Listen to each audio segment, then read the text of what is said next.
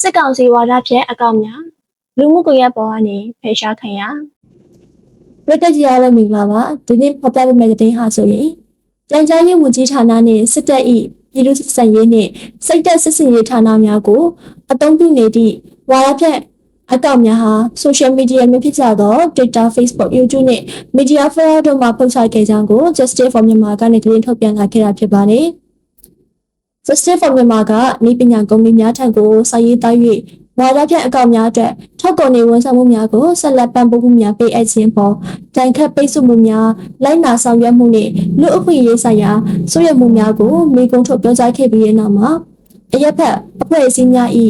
ဖိအားပေးမှုများကြောင့်ဆက်လက်တည်ရှိနေခြင်းကိုထုတ်ချလိုက်ပြီးဖြစ်ကြောင်းထည့်သွင်းဖော်ပြထားပါသည်။ Amazon Prime Video Platform ဖြစ်သော Disney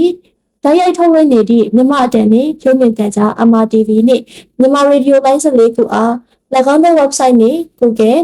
Apple App Store များရှိ mobile application များမှာဖယ်ရှားခဲ့သလို Disney, MITV website နှင့်တွဲထားသည့် MITV တိုက်ရိုက်ရုပ်သံထုတ်လွှင့်မှုများကိုလည်းဖယ်ရှားခဲ့ပါသည်။ Facebook ဒီလည်းပဲ MITV စာမျက်နှာကိုဖျက်သိမ်းခဲ့ပြီး Alphabet ကပိုင်ဆိုင်သည့် YouTube တည်တော့